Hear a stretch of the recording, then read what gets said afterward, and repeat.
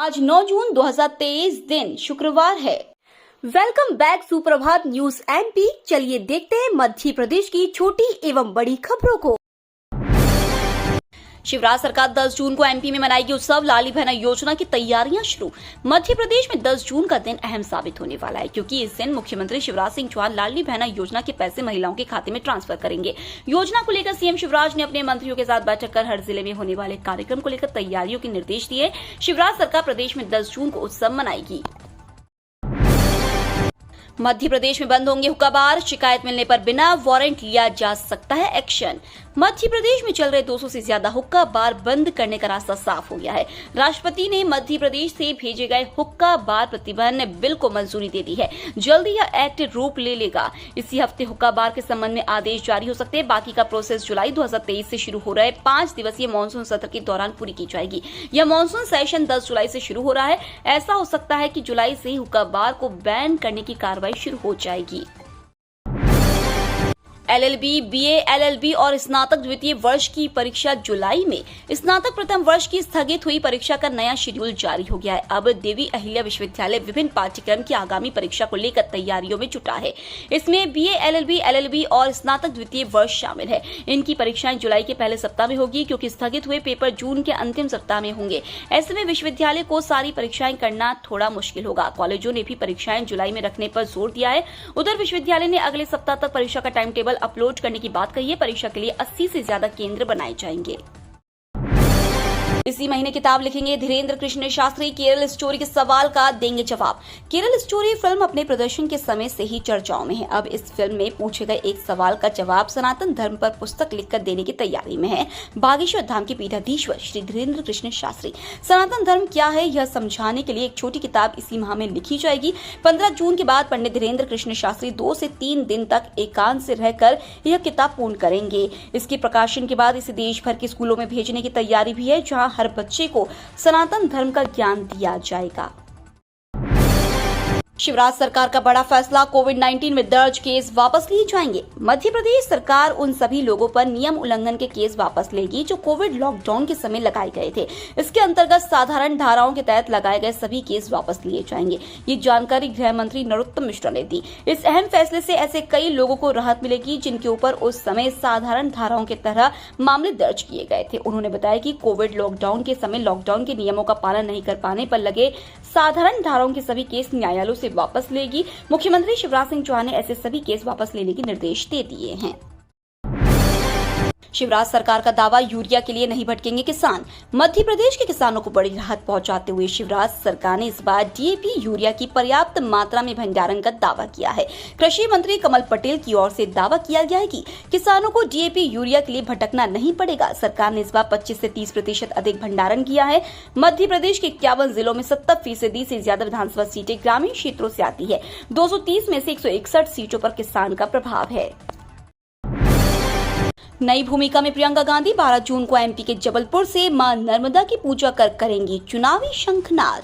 मध्य प्रदेश विधानसभा चुनाव 2023 के लिए कांग्रेस का मेगा प्रचार अभियान 12 जून से शुरू होने जा रहा है। पार्टी की महासचिव प्रियंका गांधी जबलपुर से कांग्रेस के इलेक्शन कैंपेन की शुरुआत करेंगी। प्रियंका गांधी का टूर प्रोग्राम भी फाइनल हो गया है। प्रियंका गांधी मां नर्मदा की पूजा करके कांग्रेस के लिए जीत का आशीर्वाद मांगेंगी। इसके साथ आम सभा को भी संबोधित करेंगी। हालांकि पूर्व निर्धारित रोड शो सुरक्षा कारणों से कैंसिल हो गया है। पब्लिक रैली शहीद स्मारक ग्राउंड में रखी जा रही है। 3 दलहनों की सरकारी खरीद के लिए अब कोई सीमा नहीं। केंद्र की कमेटी ने 3 दलहनों की सरकारी खरीद पर लागू अधिकतम मात्रा की सीमा हटाने का निर्णय लिया है। तुअर, उड़द और मसूर की खरीद पर अब कोई सीमा लागू नहीं होगी। प्राइस सपोर्ट सिस्टम 2023-24 के अंतर्गत अब सरकारी एजेंसियां किसान से कितनी भी मात्रा में इन तीनों दलहनों को खरीद सकेंगे। सरकार ने दलहन का घरेलू उत्पादन बढ़ाने और किसानों को प्रोत्साहित करने के लिए यह निर्णय लिया है। प्राइस सपोर्ट स्कीम में अब तक नियम था कि मंडी में दलहन के दाम घटने पर किसान से सरकार उसके उत्पादन का 25% माल खरीदती थी। यह खरीद एमएसपी पर होती है। राज्यों ने केंद्र से आग्रह किया था कि इस सीमा को 40% किया जाए। हालांकि केंद्र ने इससे एक कदम आगे बढ़ते हुए अधिकतम सीमा ही हटा दी।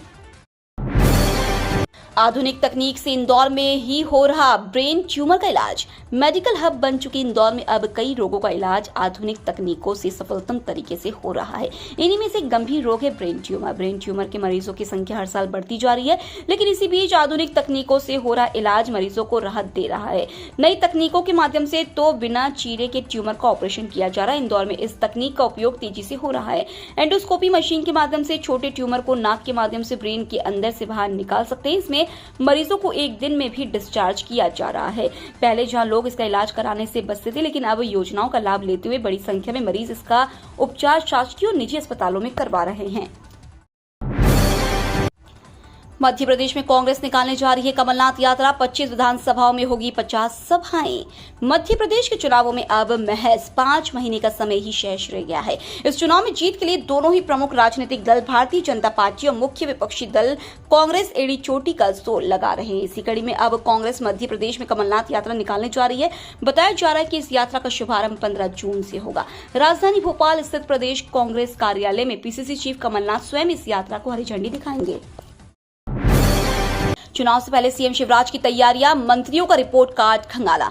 मध्य प्रदेश के मुख्यमंत्री शिवराज सिंह चौहान चुनावी साल में ताबड़तोड़ बैटिंग कर रहे हैं। वे मैदानी दौरों के साथ साथ अपने साथियों के कामकाज पर भी नजर रख रहे हैं। बुधवार को सीएम चौहान ने भोपाल में कैबिनेट सहयोगियों की क्लास ली। उन्होंने सभी से पूछा कि कितनी रात अपने प्रभार वाले जिले में रुके, पार्टी की बैठक कहां रखी और किस कार्यकर्ता के घर खाना खाया। उन्होंने मंत्रियों से सरकारी योजनाओं के जमीनी क्रियान्वयन की रिपोर्ट भी ली। यहाँ बताते चले कि मुख्यमंत्री शिवराज सिंह चौहान ने बुधवार को सभी मंत्रियों के कामकाज और प्रभार वाले जिलों में दौरों का रिव्यू किया। केरल पहुंचा मानसून। मध्य प्रदेश में जून के अंतिम सप्ताह तक पहुंचने के आसार। गर्मी और उमस से बेहाल लोगों के लिए राहत भरी खबर है। गुरुवार को दक्षिण पश्चिम मानसून ने केरल में प्रवेश कर लिया है। मानसून के अगले 48 घंटों में पूरे केरल के अलावा तमिलनाडु और कर्नाटक के कुछ हिस्सों में दस्तक देने की भी संभावना है। मानसून के जून के अंतिम सप्ताह में मध्य प्रदेश में प्रवेश करने के आसार है।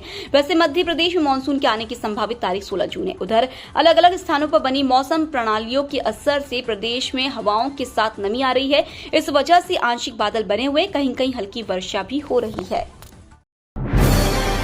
मध्य प्रदेश में 13 जून को 44 लाख किसानों को मिलेगी वर्ष 2021 की फसल बीमा राशि।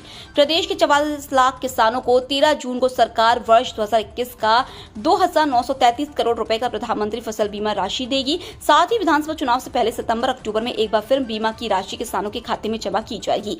वर्ष 2022 में भी खरीफ और रबी फसल को वर्षा से क्षति पहुंचती थी, उसकी बीमा राशि दिलाने की प्रक्रिया कृषि विभाग ने प्रारंभ कर दी है। प्रयास यह है कि दावों को सितंबर तक अंतिम रूप दे दिया जाए, ताकि विधानसभा चुनाव की आचार संहिता लागू होने के पहले कार्यक्रम करके राशि किसानों के खातों में अंतरित कर दी जाए।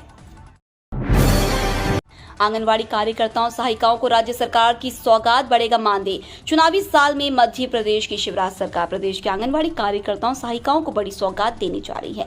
शिवराज सरकार कार्यकर्ताओं और सहायिकाओं के मानदेय में वृद्धि करने जा रही है। जानकारी के मुताबिक राज्य सरकार की तरफ से कार्यकर्ताओं के मानदेय में 1500 जबकि सहायिकाओं के मानदेय में 750 रुपए की वृद्धि कर सकती है। इसी महीने के 11 जून को राजधानी में सीएम शिवराज का सम्मेलन आयोजित हो रहा है।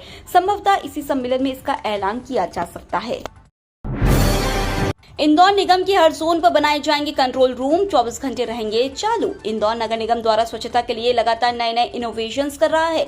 वहीं आने वाली विपदाओं से निपटने के लिए भी नगर निगम लगातार प्रयास कर रही है। हाल ही में ये जानकारी सामने आई है कि शहर में बारिश से पहले निगम के हर जोन पर एक कंट्रोल रूम बनाकर तैयार किए जाएंगे, जो पूरे 24 घंटे चालू रहेंगे। बता दें, जल जमाव और अन्य शिकायतों का निराकरण करने के लिए सभी 19 जोनों के अंदर कंट्रोल रूम बनाए जाएंगे। ये सब बारिश और आपदाओं को देखते हुए किया जा रहा है, ताकि तुरंत किसी भी समस्या से निपटा जा सके।